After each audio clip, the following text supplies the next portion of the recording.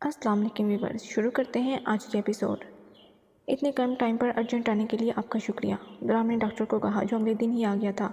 Doctor ने उसे पूछा कि किसका इलाज करवाना है। जब दुराब ने उसे नाज़रीन की हालत के बारे में आगाह किया, कैसे उस जहर का असर उसकी आंखों पर पड़ा था। डॉक्टर ने उसे अस्पताल आने की ऑफ़र दी थी। दुराब ने इस बात से इनकार किया था। आपको जो भी चाहिए वो इधर ही आ जाएगा, मैं मेंशन में अरेंज कर दूंगा। दुराब ने इसकी बात का जवाब दिया। डॉक्टर ने कल ही इलाज शुरू करने का कहा था। दुराब ने डॉक्टर से ये पूछा कि इस इलाज में कितना वक्त दरकार है, तो डॉक्टर ने उसे 20 दिन का कहा था, जिस पर दुराब चौंक गया था। दुराब का शौक देखकर डॉक्टर हैरान हुआ था। वो खामोश रहा था। इसकी आंखें ठीक करो, मैं किसी बीमार इंसान को सज़ा देना पसंद नहीं करता। तुम इसकी आंखें पूरे 10 दिन में ठीक करो। दुराब ने आंखों में गुस्सा लिए छुपाकर अपने लफ्ज़ अदा किए थे। लेकिन इलाज बहुत तकलीफदेह होता है और 20 दिन का ही है। अगर हमने 10 दिन में किया तो पेशेंट को और दर्द होगा। डॉक्टर ने इसकी मालूमात में इजाफा किया। हाँ तो उसे बहुत दर्द दो उसे, यही तो मैं चाहता हूँ। दुराब ने शैतानी मुस्कान चेहरे पर सजाई थी। ओके, फिर मुझे कोई इतराज़ नहीं, आपको तो मना भी नहीं कर सकता। डॉक्टर ने मुस्कुराकर इसका कंधा थपथपाया था। अगले दिन दुराब स्टोर रूम गया तो नाज़रीन अपने घुटनों को घेर कर सो रही थी। उसकी नज़र खाने पर पड़ी जो इसने नहीं खाया था। दुराब ने अपने पास पड़ी पानी की बाल्टी देखी और उठाकर नाज़रीन के ऊपर अंडेली थी। वो एक झटके से उठी थी। कौन है, कौन है? आह मेरी आंखें! अपना चेहरा मलते हुए इसने चीखना शुरू किया। अब उठो और चलो। सर, वो मुश्किल कह पाई थी। दर्द से उसकी हालत गैर हो रही थी। दुराब उसे रूम में ले गया। हम कहाँ आए हैं? नाज़रीन ने उससे पूछा। रूम में। नाज़रीन इसकी बात सुनकर मुस्कुराने लगी थी। हंसो मत। दुराब ने उसे बेड पर गिराया था। हेलो, कोई है? दुराब ने बाहर से किसी को आवाज़ लगाई जो मुलाजमा आई। इसे तैयार कर दो, आज इसका इलाज होने वाला है। दुराब ने मुलाजमा को हुक्म दिया। सर, सच्ची में मैं फिर देख पाऊँगी? नाज़रीन ये सुनकर ही खुश होने लगी थी। लेट्स सी, दुराब ने नाराज़गी से कहा और चला गया। 1 घंटे के बाद 2 डॉक्टर आ चुके थे। वो इस रूम में हैं और सारे अरेंजमेंट भी कर दिए हैं। इसका अच्छे से इलाज करना। दुराब ने इस रूम की जानिब इशारा किया जिधर नाज़रीन थी। नाज़रीन को महसूस हुआ तो इन्हें सलाम किया। डॉक्टर ने उसे बेड पर लेटने की हिदायत दी। नाज़रीन आराम से बेड पर लेटी थी। इसकी हवाइयाँ तो तब हुई जब इसे बेड पर रस्सी की मदद से बांधा गया था।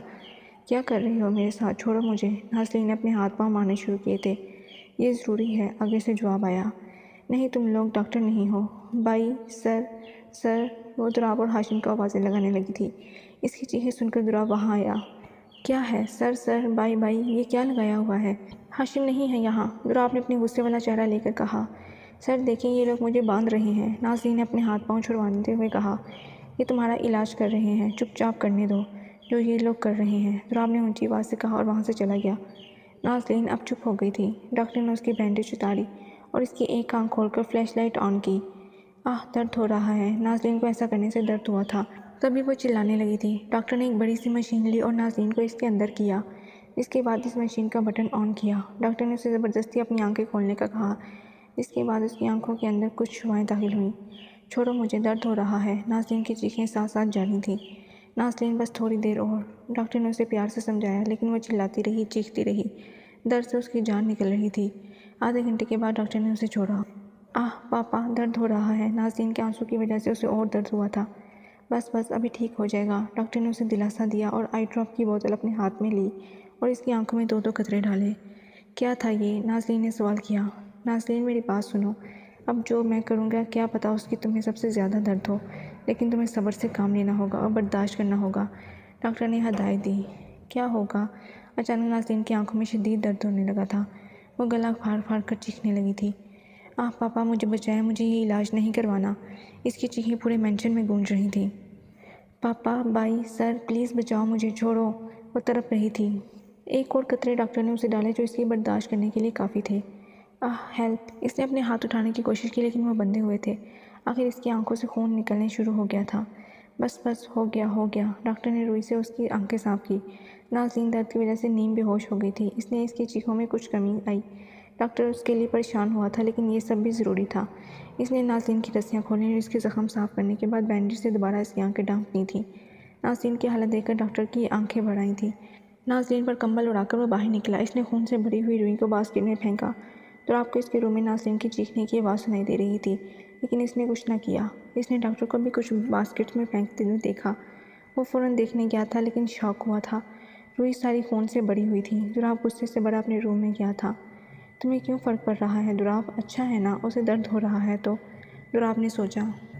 रात को दोबारा नाज़रीन के साथ वही अमल हुआ था जिस पर इसने खुद को बनते हुए देखकर दोबारा चिल्लाना शुरू किया था, लेकिन डॉक्टर ने उसे ज़बरदस्ती बांधा और इसका इलाज शुरू कर दिया। नाज़रीन की चीखें दोबारा मेंशन में गूंजी थी। डॉक्टर नज़र नहीं आ रहा कि नाज़रीन कितना चीख रही है। दुराब ने रूम में आकर गुस्से से कहा था। सर बचा ले मुझे प्लीज़। नाज़रीन ने दुराब की आवाज़ सुनी तो रोते हुए कहा।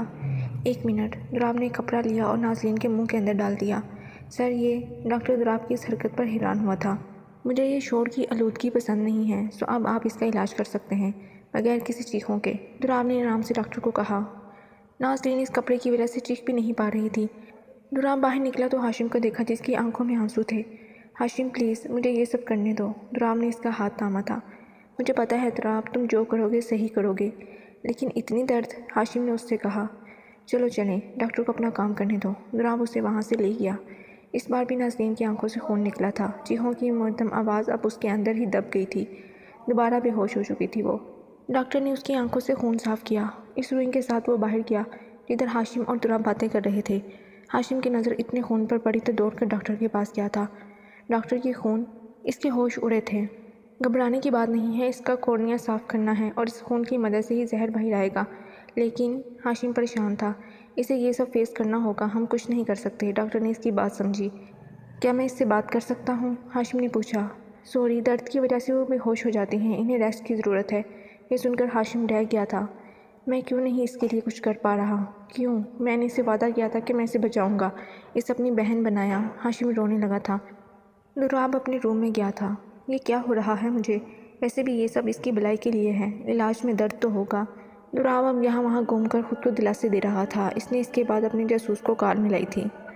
पता लगाओ कि बॉस कौन है। दुराब को खबर मिली कि कल दोनों राशिद और अरियान अपने बॉस से मिलने जा रहे हैं। रात को नाज़रीन बगैर कोई तासुर लिए अपने बेड पर लेटी थी। हाशिम खाना लेकर उसके रूम में दाखिल हुआ। खाना खा लो नाजो। लेकिन नाज़रीन ने हाशिम की इस बात पर कोई रिएक्शन न किया। अच्छी बच्ची चलो अपना मुंह खोलो। हाशिम ने उसे बच्चों की तरह ट्रीट किया था। भाई मेरा मूड नहीं है, आप यहाँ रख दो, मैं खा लूँगी। नाज़रीन ने अपना चेहरा साइड पर मोड़ा। नहीं तुम नहीं खाओगी, चलो अपना मुंह खोलो। हाशिम ने फोर्स किया तो इसने थोड़ा सा खाया, लेकिन गिनूंगी की वजह से वह सो गई थी। अगले दिन दुराब के जासूसों ने 2 बंदों को इसके घर निकलते हुए देखा था। चलो मिशन को मुकम्मल करें। उन्होंने अब पीछा करना शुरू किया था।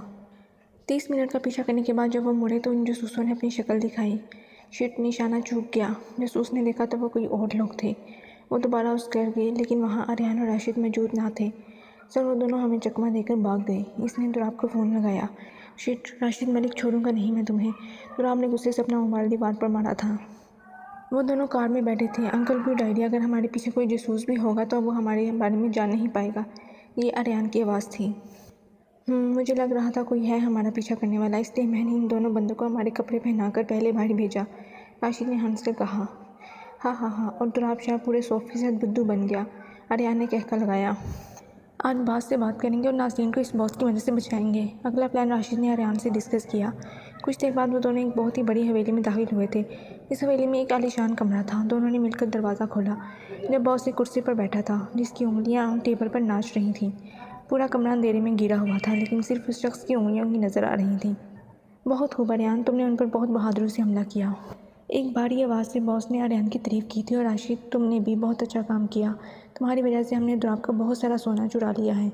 सर थैंक्स, लेकिन हम उसे मारने में नाकाम हो गए। अरियान ने कहा। कोई बात नहीं, अब तुम दोनों छुट्टियों पर चले जाओ, बॉस ने हुक्म दिया। लेकिन सर, नाज़रीन उनके कब्ज़े में है और दुराब रोज़ उसे टॉर्चर करता है। ओके, इसे मैं देख लूँगा। तुम दोनों अभी मेरे लिए ख़तरा बन सकते हो, और वैसे भी दुराब सिर्फ मेरा दुश्मन है और अब उसे मारना मेरी जिम्मेदारी है, बॉस ने खड़क कर कहा। मैं भी देखना चाहता हूँ। प्लीज़ मुझे दुराब की एक दफ़ा मरी हुई लाश देखनी है। राशिद ने अपने बॉस से इल्तिजा की। दुराब ने जो मेरे साथ किया इसका बदला तो मैं ही लूँगा। ओके बॉस, दोनों ने कहा। ये लो ऑस्ट्रेलिया की टिकट्स, आज ही चले जाओ और नाज़रीन को मैं बचा लूँगा।